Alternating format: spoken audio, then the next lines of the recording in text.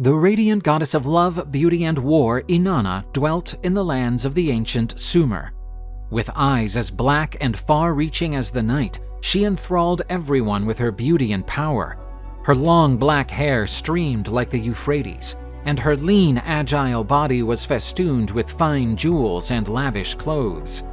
Inanna was a mighty goddess, known for instilling both passion and fear. She protected lovers and inspired poets, but she was also the goddess of war, leading armies into battle with her unrelenting fury. Her power was enormous, and her influence extended to every part of the world. But for all her glory and power, Inanna was troubled in her heart. She had mastered heaven and earth, but there was still one realm that escaped her grasp: the Underworld, the dark and mysterious domain ruled by her sister, Ereshkigal. The goddess was resolved to descend into the Underworld, knowing all the dangers that awaited her. She was sure that Ereshkigal would not welcome her with open arms, and that the realm of the dead was a shadowy and mysterious place dominated by death. But Inanna was not a goddess who flinched at challenges, willing to risk all to achieve her goals. In her sacred quarters, Inanna started to prepare for her underworld journey. She selected the finest garments, made of gold and silver threads, and studded with precious stones that sparkled like stars.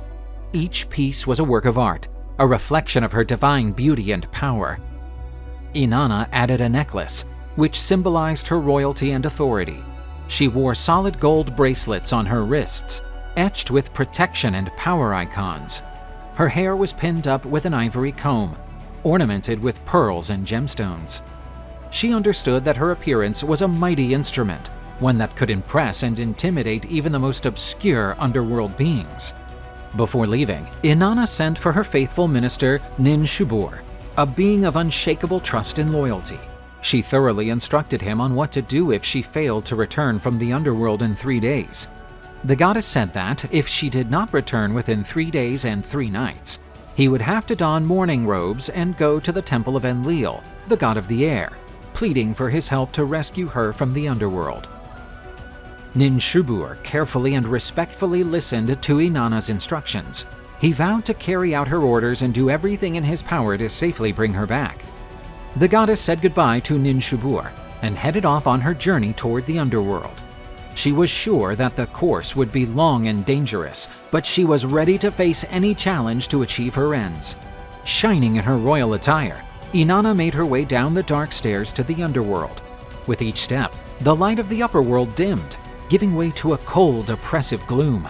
The air grew thicker and the silence deeper, as if the earth itself were holding its breath. When Inanna reached the first gate, she encountered the guardian Nedi. In a grave and threatening voice, he asked who she was for daring to disturb the underworld's peace. With her head held high and a resolute stare, Inanna replied that she was the queen of heaven and earth, and that she had come to visit her sister Ereshkigal. Nedi surveyed Inanna from top to bottom, his eyes darting over her jewelry and adornments. To enter the underworld, she would have to strip herself of her earthly possessions, as they had no value there. Inanna grudgingly handed over her shining crown, the symbol of her royalty and power. Nedi opened the gate, and Inanna proceeded on her journey. With each gate she crossed, Inanna was forced to relinquish a precious item: her earrings, necklace, bracelets, belt, breastplate, and regal cloak. With each forfeit, she felt her power dwindle, as if she were growing more vulnerable and human. Once she had crossed the 7th gate, Inanna was stripped of all her power and status symbols. She felt exposed and fragile. Naked and frail, Inanna stepped into the judgment hall, where the queen of the underworld, Ereshkigal, was waiting for her. She was sitting on her throne, her pale face as grim as death. Her black, empty eyes were locked on Inanna. The 7 underworld judges, the Anunnaki, stood around Ereshkigal and silently contemplated Inanna. Ereshkigal questioned Inanna as to what had drawn her to that realm, adding that the living were not welcomed there. Inanna attempted to keep her composure, but her voice quivered slightly when she said that she had come to visit her sister, to offer her deepest condolences on her husband's passing. Ereshkigal sarcastically burst into laughter and told Inanna not to make her chuckle, as she was sure she had come to try and usurp her throne, but to no avail. The underworld goddess rose from her throne and announced that Inanna had been tried and found guilty of greed and arrogance. The sentence was death. The Anunnaki rushed upon Inanna. They grabbed and dragged her to the center of the hall. She tried to fight, but it was useless. The Anunnaki hauled Inanna up and hung her from a wall hook. The goddess was dead, and her body dangled lifelessly. In the upper world, Ninshubur anxiously awaited her return. When 3 days passed without any sign of her arrival, he knew something had gone wrong. Remembering Inanna's instructions, he donned mourning garments and went to the temple of Enlil, the god of the air. Ninshubur begged Enlil to help Inanna, but the god stood idly by. He said that Inanna had violated the laws of the underworld and that she would have to pay the consequences of her actions. Out of despair, Ninshubur went to the temple of the moon god Nana, but he also refused to help, claiming that he could not meddle in the underworld's affairs. Ninshubur was on the verge of hopelessness when he remembered the god of wisdom Enki. He was the only one who could bring his goddess back from the dead. Feeling hopeful again, Ninshubur ran to Enki's temple. He told the god everything that had happened and implored his help. Moved by compassion and wisdom, Enki chose to intervene. He knew that Inanna's death could disrupt the cosmos and wreak havoc on the world. With his intelligence and creativity, Enki devised 2 sexless creatures, the Gala. He ordered them to head down to the underworld and use their guile to bring Inanna back to life. The strange, genderless Gala traveled deep into the underworld, guided by Enki's wisdom. They entered the gates unseen, as their duplicitous nature puzzled the Guardians. When they reached the trial hall, they encountered Inanna hanging from a hook, her body lifeless. The Gala drew near and, according to Enki's instructions, sang mournful and holy canticles. Their eerie, melodious voices reverberated through the hall, filling the air with magical energy.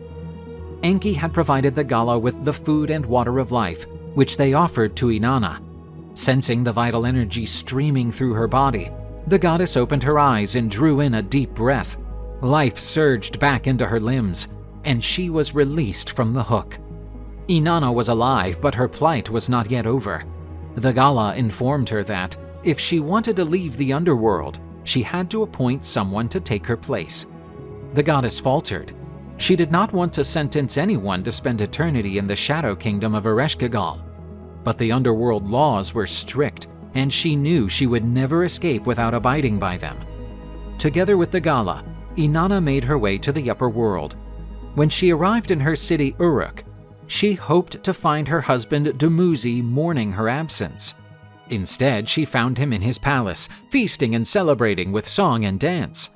Seeing Dumuzid unfazed by her hardship enraged Inanna. She experienced a wave of hatred and betrayal overtake her heart. How could he be celebrating while she had been suffering so much in the underworld? In her rage, Inanna decided that Dumuzid would replace her in the underworld. Seized by panic, Dumuzid attempted to flee. He ducked into his sister's Geshtinana's house, crying out for protection. But the underworld demons sent by Inanna found him. They snatched Dumuzid and dragged him to the underworld, oblivious to his cries and pleas. In Ereshkigal's realm, Dumuzid was sentenced to take Inanna's place and paid the price for being indifferent to his wife's death. Geshtinana, Dumuzid's sister, was heartbroken upon being told of her brother's fate. She deeply loved Dumuzid and could not bear the thought of him spending eternity in the underworld. Resolved to save her brother, Geshtinana went to meet Inanna. She knelt at the goddess's feet and begged for mercy. She volunteered to take Dumuzid's place in the underworld for half the year, letting him spend the other half in the upper world. Touched by Geshtinana's devotion, Inanna agreed to the proposal. In that offer, she perceived a reflection of the natural cycle of life, death, and rebirth. An agreement was reached. Dumuzid would spend half the year in the underworld with Ereshkigal, and the other half in the upper world with Inanna. This deal epitomized the cycle of the seasons, with Dumuzid standing for the fertility of the earth. During the summer, he would remain in the upper world, bringing life and abundance. In winter, he would descend into the underworld, bringing death and rest to nature. The story of Inanna and Dumuzid became a myth on the eternal cycle of life, death, and rebirth. and the importance of balance between the upper world and the underworld.